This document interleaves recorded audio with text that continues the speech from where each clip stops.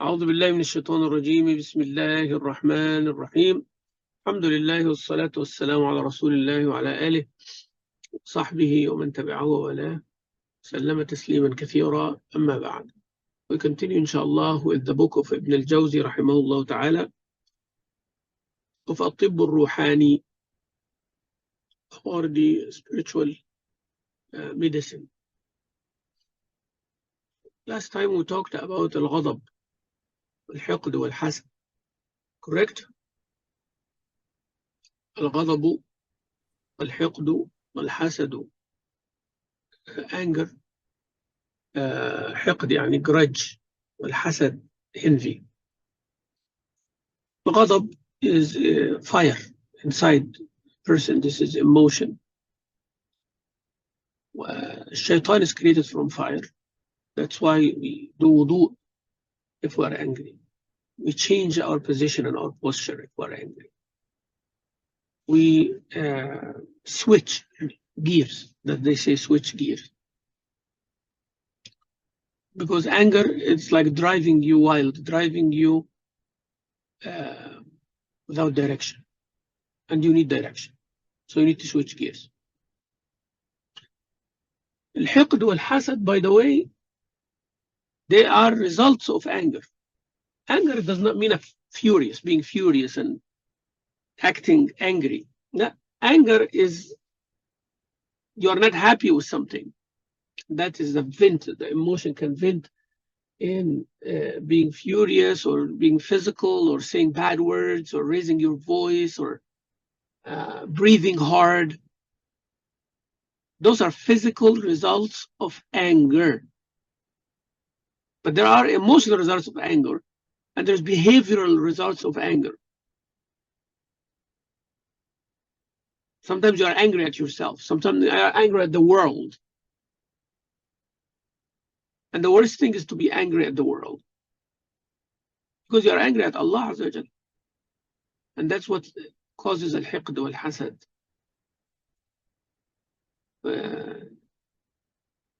يعني when a person is so angry because they don't get what they want, or because they feel somebody got what they should have gotten, هذا حقد. حقد. الحسد now is when you hate that person. So الحقد is when a person not satisfied. Hasad is taking it one step further. Hasad is that you want to avenge or revenge from someone, or the destruction of someone. So when the anger takes over the heart, it goes in the veins, like with the blood, subhanAllah. So that's why you need to stop anger from the beginning. Because that anger will make you transgress someone, will make you have grudge against someone, will make you envy someone, hate someone, dislike someone. So anger is key. That's why Nabi Sallallahu Alaihi Wasallam said, La taghdab, don't be angry. Don't be angry. Some of the reasons or the causes that makes a person angry is al-ujb, يعني being self-pride or haughtiness. Like a person is I would say not self-centered, but no, it is more of narcissism kind of. العجب. Yeah, full of himself. Yeah. You know, narcissism is more of dealing with others as well. But the story goes, the narcissist, that guy who fell in love with himself, his image in the water, he fell in love with himself. That's what the origin of the word narcissism is. So that's one of the reasons of ghadab, because that is what They're self-absorbed and they feel about themselves. So when they see reality that somebody's better than them, they become angry. Okay. وأيضا المزح, too much joking, will cause anger, because when a person objects or when a person stops you from joking and mockery and all of that, then you become angry. والممارات, argument, arguing a lot, causes anger. والمضادة, being an opponent or opposition of someone. والغدر, betrayal, causes anger as well. So when you know the reasons of anger, you can prevent it. أيضا being very money driven, authority driven, fame driven, wanting money a lot, want material life a lot, want fame a lot, want to be celebrity, it's going to cause ghadab, anger, because all of these things, when they don't not achieved, it will cause anger. Argument, it will cause anger. You know, being self-absorbed will cause anger, and those are very bad manners. So how you do everything, you do the opposite. Once you find you become self-absorbed, do something that humbles you. Do something that opposite to what you are going through. Argumentative, don't argue. You find somebody is opposing you and they are enticing you or they are triggering you, intimidating you, just stay away from it. Betrayal, don't betray anybody and don't let people betray you. And so on. You know, finding that you are money driven and all of that, no, do some more good deeds. Type. Those preventive measures.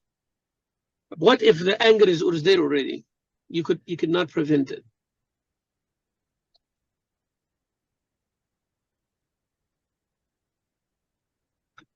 You have to remember the Quran and the Hadith. Mute, sisters.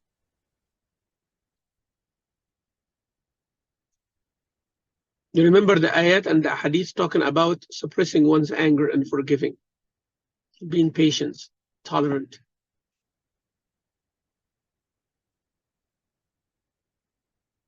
A man, as narrated in Sahih Bukhari, Hadith Abdullah ibn Abbas radiallahu anhuma, that a man sought permission to enter the majlis of Umar ibn al-Khattab. He entered. He gave him permission. So he said, Ya ibn al-Khattab. He did not say Amir al-Mu'mineen or son of al-Khattab. Wallahi ma tu'tina al-jazla wa la tahkumu baynana bil-'adl. By Allah, you are not fair in giving us money, and you are not judging among us with justice. He's talking to Umar, yani. the symbol of justice. Umar ibn Khattab became very angry. So he was about to punish him. فالحر ibn Qais, one of the companions, he actually is the one who sought permission for this عيينة ibn حسن. قال يا أمير المؤمنين إن الله عز وجل told his prophet, قال للنبي صلى الله عليه وسلم خذ العفو, forgive, وأمر بالعرف, and enjoying the معروف يعني good, وأعرض عن الجاهلين, and stay away from the ignorant. وهذا من الجاهلين, and he is from the ignorant. فوالله ما جاوزها عمر stopped. And Umar رضي الله عنه used to stop right when he is reminded by the Quran and the Sunnah of Rasulullah. كان وقافا عند كتاب الله عز وجل رضي الله عنه. So then to remember and to be like Umar ibn Khattab. Once you are reminded or you remember the ayah of the Quran about anger, you should stop. You know, anger should subside. Number 2, to stop the anger,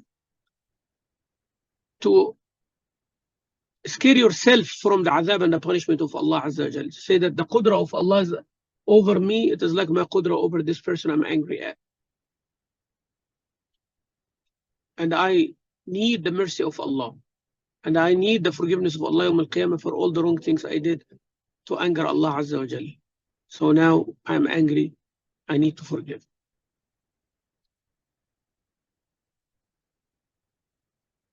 3, to remind yourself with the result or the consequence of the animosity with other people, and the love of revenge, and gloating among people. So you have to remind yourself that all these things do not bring good. Because you yourself don't have, you are falling short, you are full of problems too, you are full of shortcomings too. And calamities will come at you, and you don't want anybody to gloat in you. So you are happy for somebody's calamity? Wait, because for sure something will happen to you. Do you want people to mock you or laugh at you or gloat? No, you don't. So remember that result. Fourth, remember how you look like when you're angry. And most of the time, the spouses tell each other, I wish you see yourself when you're angry. Or, when you look angry, you look like a monster. So actually, this is needed sometimes. Like, you look how ugly a person looks when they are angry, or when they are like shouting, or look at them, take a picture for them. So remember that. The qubh as-surah. It is like, mad animal prey. Instead, look how good you look like when you're calm, when you're smiling. 5, think about the reason why you wanted to revenge from people when you're angry. The shaitan is saying that, oh, you're chickening out, or you are going to be humiliated, or you're going to be like small, and people will look down upon you if you don't get angry. So you tell yourself that, is it hard for you now to be tolerant? Is this harder, or the shame in the day of judgment is harder? Which one is worse? To be embarrassed and ashamed in the day of judgment, or to humble yourself, even accused by people that you are chickening out and you are humiliated in this dunya? Which one can you bear? Also remember, number 6, to remember that whatever angered you, it is in the qadr of Allah subhanahu wa ta'ala, and Allah is testing you. All of these things are thoughts. All these 6 steps are thoughts when a person gets angry already. We talk about preventing anger, but when anger happens, there are 6 steps here we mentioned. Now, what are the actions that you do? You calm down physically.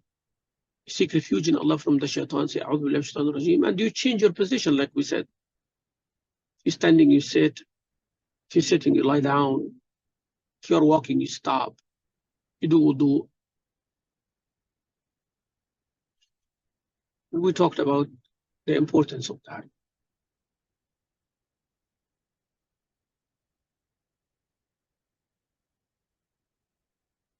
There is a hadith in Sunan al-Tirmidhi and Musnad Ahmad that ghadab and the kibr, they are attached together, as we mentioned. So the hadith of Abu Sa'id al-Khudri radiallahu anhu, Nabi sallallahu alayhi wa sallam, he was talking about anger. He said, Man wajada shay'an min dhalik, whoever finds something like that, this anger which is mixed with kibr, mixed with arrogance, فَلْيَلْصِقْ خَدَّهُ بِالْأَرْضِ, stick their cheek to the ground.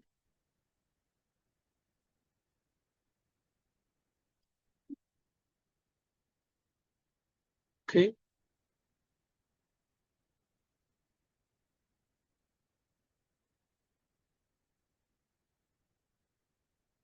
One time, a person was brought to a Khalifa al-Mahdi from Bani al-Abbas, and he was angry with this man.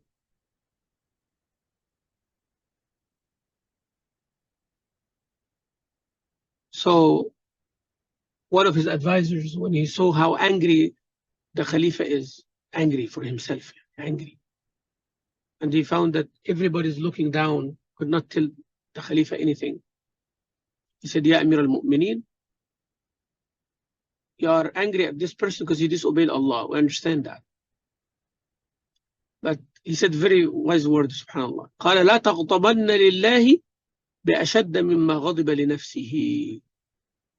Don't be angry for Allah more than Allah was angry for himself. يعني still Allah عز وجل made prescribed a certain punishment for who does something. So don't increase more than that. فقال خلوا سبيله. Forgive him. So he gave him amnesty. طبعا الحلم I mean first suppressing anger. Allah Azza wa Jal will give great reward for the person who is suppressed his anger. Whoever suppress the anger for the sake of Allah, Allah Azza wa Jal will give them the choice to choose the reward يوم القيامة. والحلم means patience. النبي صلى الله عليه وسلم قال إنما العلم بالتعلم والحلم بالتحلم. يعني knowledge is by seeking it, and patience is by seeking it also. حلم, being patient and composed, to train yourself for it. Sometimes it's a gift. Some people are called by nature, but there is a part of calmness that you train yourself to do, self-control. وهناك حديث, there is a hadith which is يعني has some weak chain. قال اطلبوا العلم, seek knowledge, واطلبوا مع العلم السكينة والحلم, and with knowledge you seek tranquility and self-composure or patience. لينوا لمن تعلمون منه. Be lenient with those you are learning from, or those you are teaching, or those you know and those you know something about. فلا تكونوا من جبابرة العلماء. Don't be among the arrogant scholars. فيغلب جهلكم عليكم. So your jahl or ignorance will overcome you if you do that. النبي صلى الله عليه وسلم said to أشج عبد القيس, أشج بن القيس يعني, الأشج بن قيس هذا اسمه المنذر ابن عمرو أو المنذر ابن الحارث. اسمه أشج عبد القيس. Tribe of Qais came to Rasulullah, and they have الأشج المنذر يعني was their leader. Nabi صلى الله عليه وسلم said you have two characteristics that Allah loves them. الحلم والأناة. You take your time and you are self-controlled. حلم. When people, حلم is more of a reactive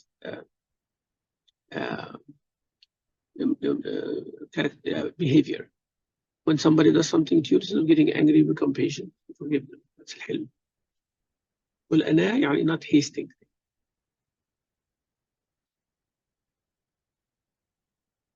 Ibn Abbas, one time a person came to talk to him and he started insulting Abdullah ibn Abbas radiallahu anhu. شتمه. After the man finished, Ibn Abbas sat, looked at him. After the man finished, قال يا عكرمة. عكرمة is the freed slave of Abdullah ibn Abbas, was a scholar by himself. قال انظر هل للرجل حاجة فتقضيها.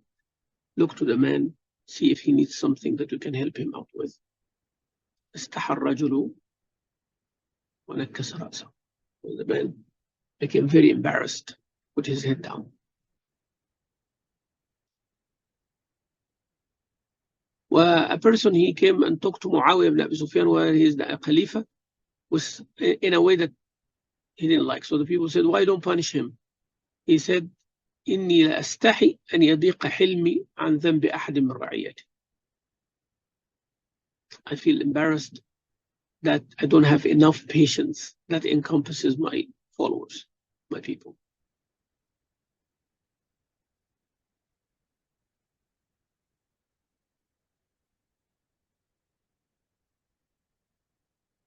SubhanAllah. Muawiyah ibn Abi Sufyan also one time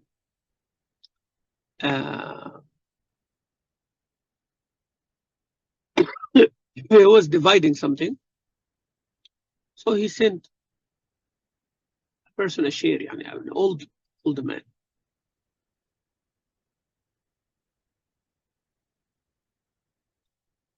So this man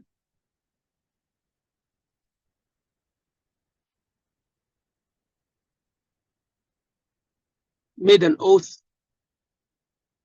that he's going to hit Muawiyah on his head. So when people told him, he said, let him fulfill his oath and take it easy. Now,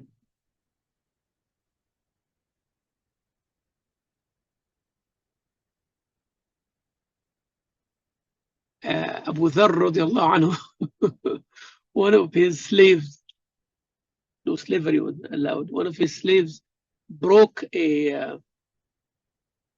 lamb leg, the leg of a lamb, yani. When it's alive, he broke its leg intentionally.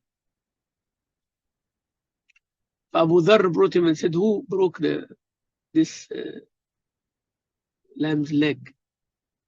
قال أنا فعلته عمدا لأغيظك.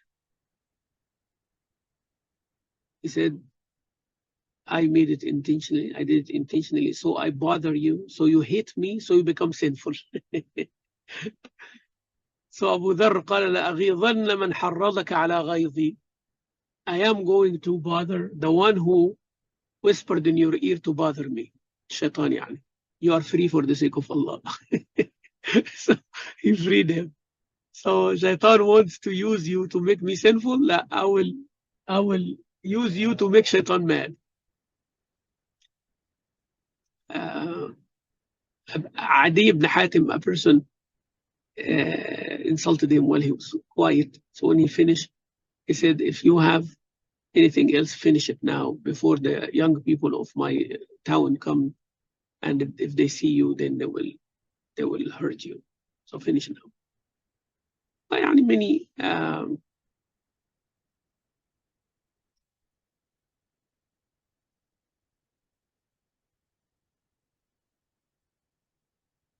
stories like that.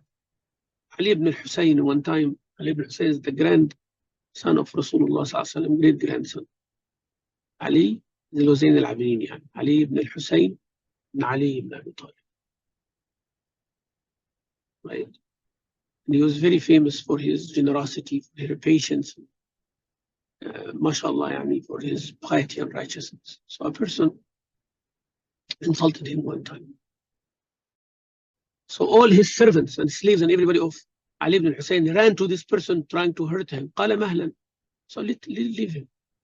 Then he came to a man and he told him, you know what you do not know about me is way more than what you know about me. The bad things you know about me is way more than the bad things that I'm hiding that you don't know is way more than what you said. Do you have anything that you need help with? That's why you're mad. So the man became very, very embarrassed and ashamed. So Ali ibn al-Husayn, he gave him his clothes, which was very expensive clothes. He put it on him. And he gave him 1,000 dirham, 1,000 silver pieces. After that, the man used to say, Allah, you are really from the offspring of Rasulullah sallallahu alayhi wa sallam. الحقد والحسد sometimes when you suppress the anger, not for the sake of Allah, you suppress the anger, it becomes حقد. So you wanted to say something, you're afraid to say it, you keep it in your heart, that's غضب, this anger becomes حقد now. You want to seek the revenge now.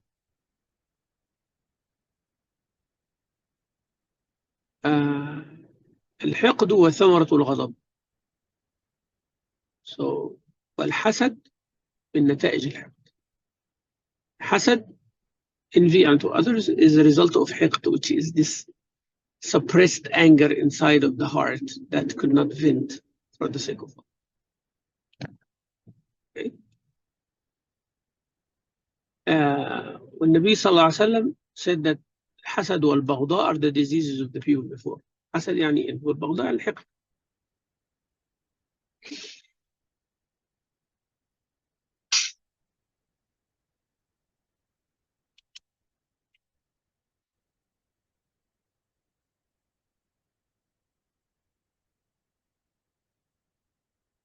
Hasad sometimes happen between people who are like peers, like people who appear contemporary to each other.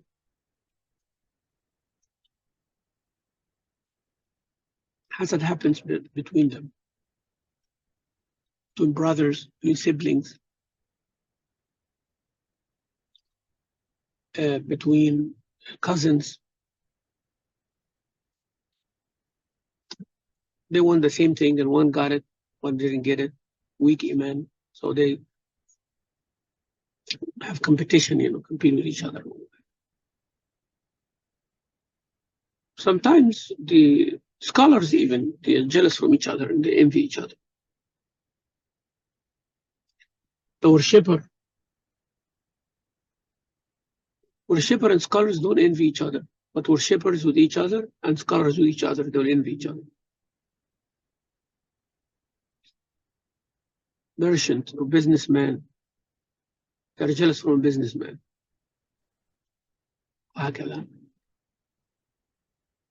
Normally, people who have the same thing and they want more. So, like Abu Jahl, he was saying that, my tribe and Prophet Muhammad's tribe, they were equal.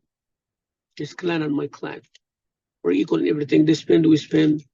They feed people, we feed people. They are nice to others, we are nice to others. We solve problems, we solve problems. Leadership, until we are like two horses in a race. They are equal to each other. Until they said, we have a prophet who came from Allah. How can we do that? Cannot do that. That is the hasad now. Then I'm not believing him. Yeah. Because they want the same thing and somebody got it. Because there is no love, no brotherhood, nothing.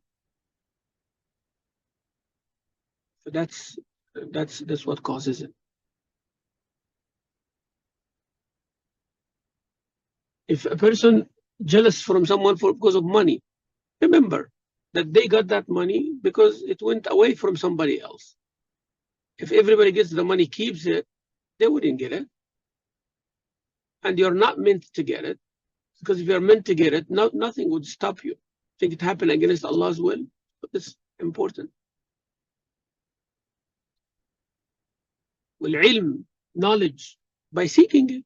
So if you're jealous from someone that he has knowledge, go seek knowledge like him. Somebody memorize Quran, go memorize Quran like him.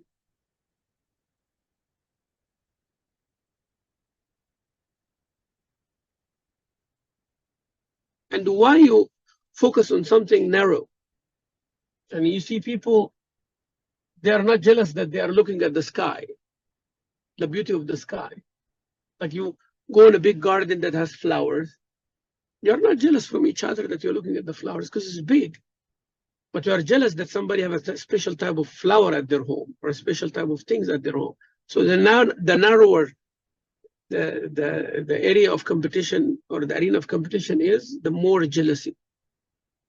That's why a believer always look for the vast mercy of Allah, for the vast Jannah, عرضها السماوات والأرض.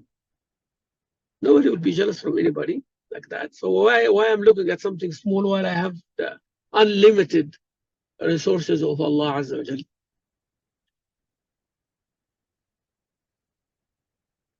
So you know that the person is only enemy for themselves. Well, Quran talked about hasad in many verses. Talked about al-kibr, kibr yani arrogance. Allah Azza wa Jal, they said those who are arrogant, I'll keep them away from learning from my ayat.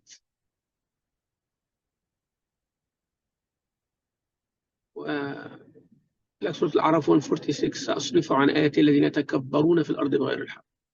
They don't believe in the ayat of Allah. They are always arrogant.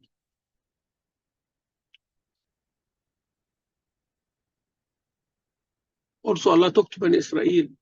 قال أفكلما جاءكم رسول بما لا تهوى أنفسكم واستكبرتم. You became arrogant, so you refused. Every time a prophet comes to you with what you do not desire, then you kill them and you deny them.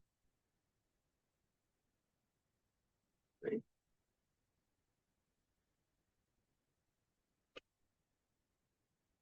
Sayyidina Nuh, when he talked about his people, he said that they put their fingers in their ears and that they blind they cover their eyes and they become arrogant in Allah. Many ayat in the Quran about arrogance. Allah Azza wa Jalla said, وَقَالَ رَبُّكُمُ ادْعُونِي أَسْتَجِبْ لَكُمْ, Surah Ghafir, verse 60. And your Lord said, invoke me and I will respond to you. إِنَّ الَّذِينَ يَسْتَكْبِرُونَ عَنْ عِبَادِي, those who are arrogant from worshipping me and invoking me and making dua to me, سَيَدْخُلُونَ جَهَنَّمَ دَاخِرِينَ, they will enter Jahannam in groups. سيدنا موسى seek refuge in Allah. قال موسى إني عذت بربي, وقال موسى إني عذت بربي وربكم من كل متكبر لا يؤمن بيوم الحساب. I seek refuge in Allah, my Lord and your Lord, from every arrogant person who does not believe in the day of judgment.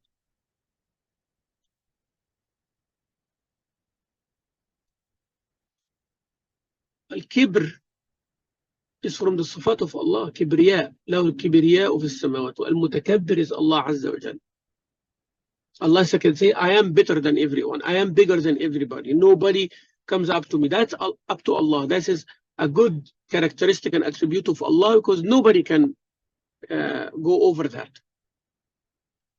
But if we are humans, we are all humans like each other, and someone become arrogant, they are making themselves bigger than others. They are making themselves bigger than others.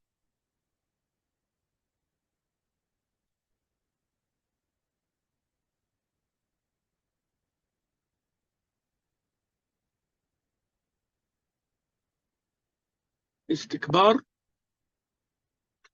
الاستكبار يعني الكبر is feeling arrogant, feeling big. But الاستكبار, استكبارا في الأرض, الاستكبار is rejecting the حق. So there's an action beyond the كبر.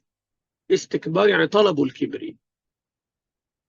تكبر يعني make himself big. استكبر يعني rejecting الحق, rejecting the truth out of stubbornness.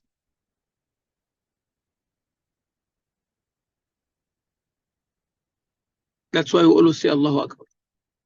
Make Allah bigger, subhanahu wa ta'ala.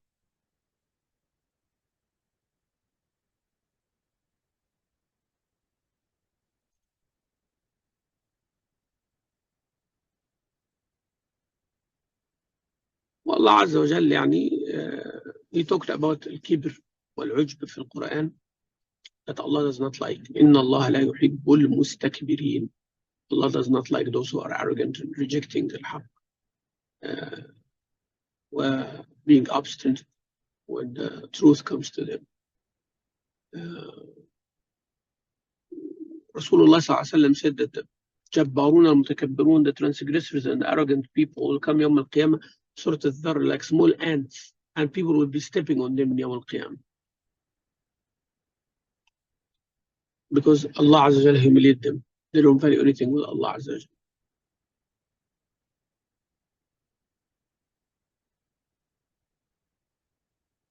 Sufyan ibn Uyayna said something very, very nice. He said that whoever sin is out of desire and lust, hope for their repentance to Allah and be afraid. Hope for the repentance from Allah. Why? Because Adam alayhi salam disobeyed Allah out of desire, and Allah forgive him. But whoever their disobedience is out of arrogance, be afraid that they will have the curse, because Iblis disobeyed Allah out of arrogance and he deserved the curse. So Adam disobeyed and Iblis disobeyed. Adam disobeyed out of ignorance and forgetfulness and desire and lust, and Iblis out of being self-absorbed and arrogant and having hiqd wa hasad li Adam, jealousy and grudge toward Adam. Adam alayhi salam, when Allah reminded him, he repented and Allah accepted his repentance. Iblis, when Allah reminded him, he became even more arrogant and obstinate. So he deserved the curse.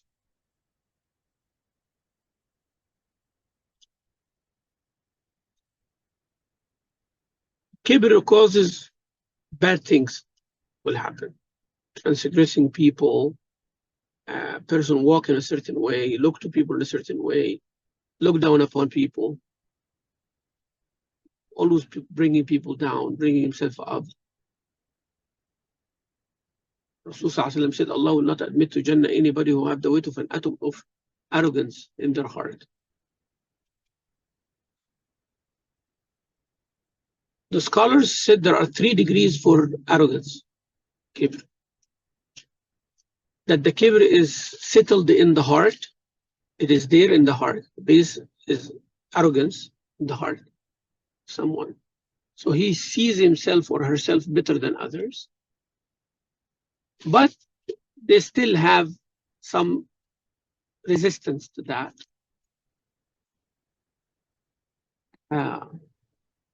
And they want to be humble, but their actions are opposite. So they said this is like a person who have a tree, but he cut all its branches. So the root of the tree is there, but he cut all the branches. Second degree, that you see that that person start acting upon their arrogance. So he wants to be ahead of his peers, ahead of people, and always does not like anybody who does not show them the respect or show them that they are special. That you find that the scholar is like acting arrogant in front of people. The worshipper feels that he's better than others. Allah told Rasulullah, جناحك لمن اتبعك من المؤمنين. Always be humble to those who follow you from the believers. You cannot be arrogant for your students, in front of your students and your followers. Third degree, now with their tongue, start praising himself and becoming self-righteous, describing himself with what they don't have. And they start talking about themselves, how they do this and how they do that. Abdullah ibn Abbas said, a person said to another, Ana akramu mink, I am more honorable than you. Nobody is better than anybody except with taqwa. Allah said, Inna akramakum indallahi atqakum.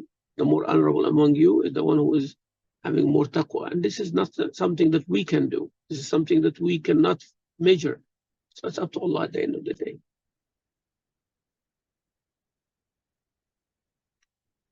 Arrogance with beauty happens among women. Arrogance, more women, yani, but some men, Allah give them handsome looks. They become arrogant among others with their body. It happens more among the women, bodily features and the face and all of that because of anger, arrogance. Somebody's arrogance with the followers. Oh, I have more followers than you on Facebook or social media or the masjid or this or that. And that happens among celebrities and among scholars, among the kings and leaders and people in authority and position. Anything that a person thinks that they have better than others and they're perfect, that causes them to be arrogant. Among the characteristics of arrogant people, that they like people to stand up for them. They stand up while they're sitting, or when they come, they stand up. And both are the Prophet prohibited. Except if it's culturally done to respect, no problem.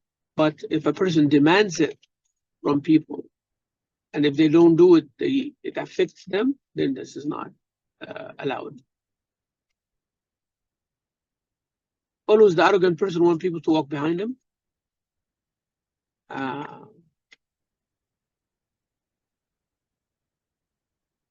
He does not visit people, whether they're sick or their problem or this or that. He doesn't want to visit people. He feels that he's better than them. He does not want people to sit beside him or walk beside him. Anas ibn Malik said that little girls will come and take the hands of Rasulullah sallallahu alaihi wasallam in Medina to go and get them something or buy them something or walk with them, and he will walk with them sallallahu alaihi wasallam out of his humbleness.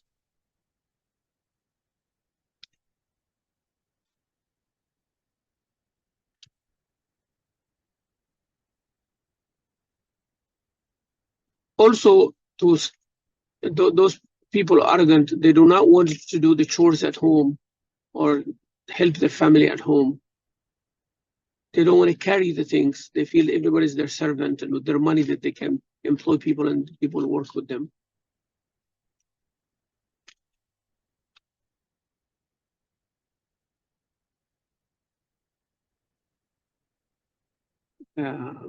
Anyone who wants to humble themselves down, read the seerah of Rasulullah, read the seerah of al-Khulafa al-Rashideen, read the seerah of the pious and righteous, who humble themselves for the sake of Allah subhanahu wa ta'ala.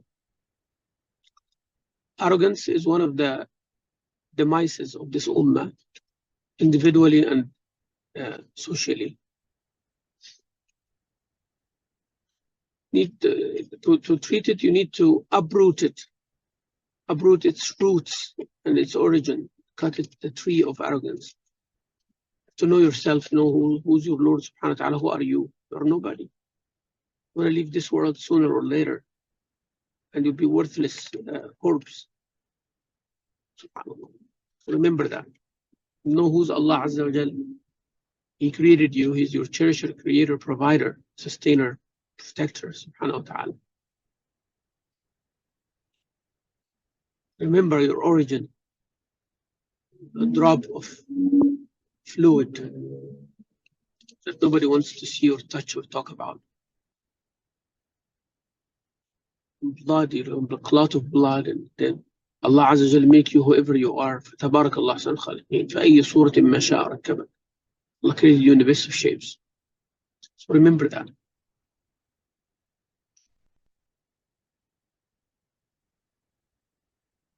Allah save us from arrogance. You have to look to the creation of Allah to know how great is Allah Azza wa Jal. How able is Allah subhanahu wa ta'ala.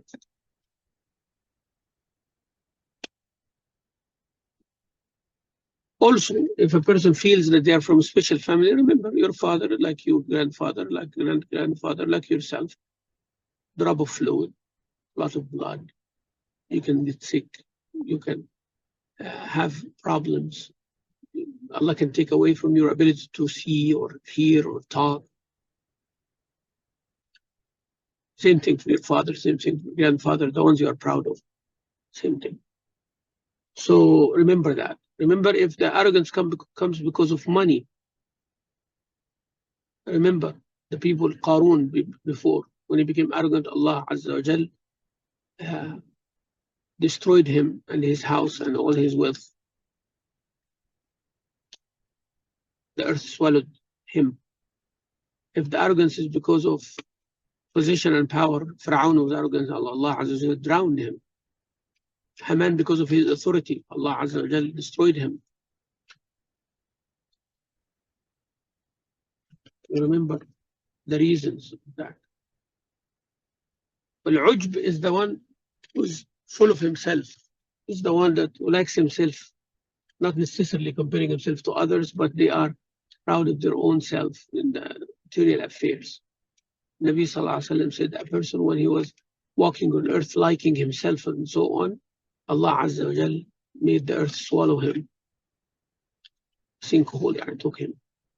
They will stay there until Yawm al-Qiyamah.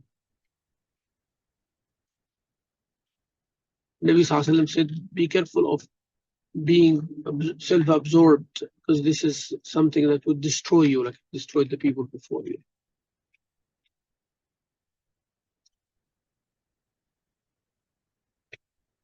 Inshallah, we stop here. And the next time we'll talk about the cure for al-ujb, inshallah, Rabbil Alameen. May Allah save us from arrogance and being self-absorbed. May Allah make us humble for His sake. Subhanahu wa ta'ala. Wa sallallahu sallam wa barak ala Sayyidina Muhammad. Alhamdulillah, Rabbil Alameen. Any questions?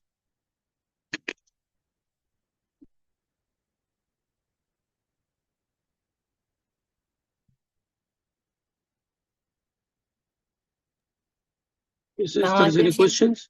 Yes. Salam. Just making a connection here. Like arrogance is something that is a major sin right from the beginning if we feel a little bit of it. So uh, it's kind of scary, and it's an emotional what do you call that, sin. Like it's a major sin and it's emotional that we may not, Right. how do we be aware of it, like we're doing it. Well, the problem is when you act upon it. When you act upon it by tongue or by action, or by forgetting Allah's hikmah in giving you what you have, or Allah's hikmah on making you humble. You're supposed to be humble. So it becomes a major sin when the person goes with it. When you feel that you are special, that is not the problem. When you start believing in that and in your head belittling everybody else, that is when it becomes a major sin. That is when it becomes a problem. But as long as it's an emotion you like yourself, is ujb. It is also disliked, but when once a person feels that he's so special, she's so special, and everybody else is down, then that's when it becomes a major sin. It's understood now? So at what point is when the hadith that says that Nobody you will enter mentioned, Jannah? yeah, the one that we don't do, we should not have levels, any what do you call that, a seed of arrogance. Yes, yes. So Any so so way what you can does add arrogance. Yeah. so what is where is that point, like That point when you feel that you are better than what Allah wants you to be. You are a normal person, you are a humble person, you're like anybody else, you feel actually you are lesser than others. The minute you start feeling that you are better than others and you deserve more than what you have, that's kibr right there. also it's kibr and jealousy, or like you. They're very close to each other. Yeah, that's what I said Okay, in the beginning. all right. Yeah. Jazakumullah khair.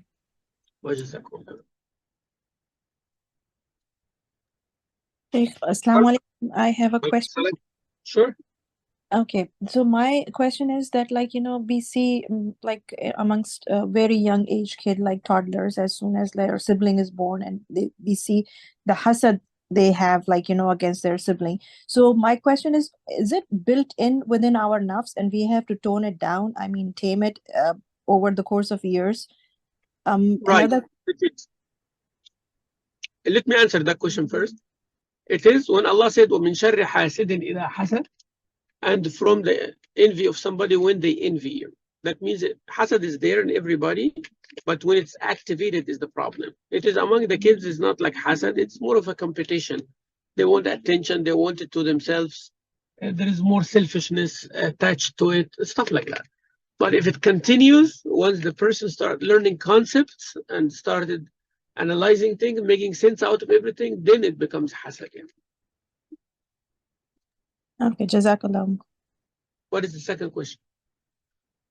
My second question was I think Sister Siti already asked. It was hasad and kibr. They go hand in hand, Right. like Iblis. So my question is that, kibr comes first, and then and hasad with comes afterwards, or it's the hasad and then the kibr is there, because how Iblis was, when Allah subhanahu wa ta'ala created Adam alayhi salam, and he was many scholars I have heard they say that it was hasad. Hasad not necessarily, and the kibr, they are not necessarily go together, right?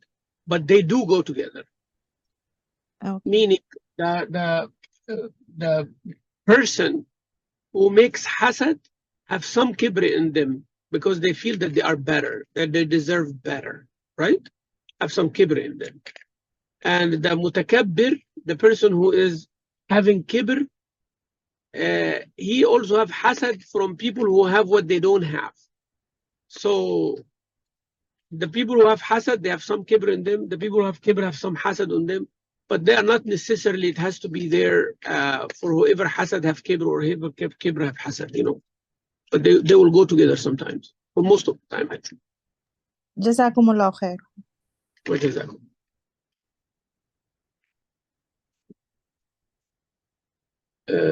When we meet a person, meet in private, you treat are different, and when we in public, a different character, pretend like we do.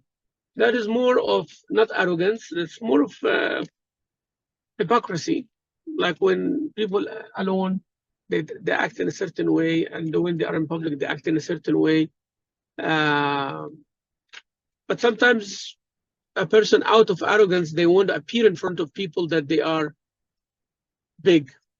So when they are alone, they are nice with everybody, but when they are there, they want to show the authority and everything. هذا فيه كبر أيضا, yes. It has كبر in it, absolutely.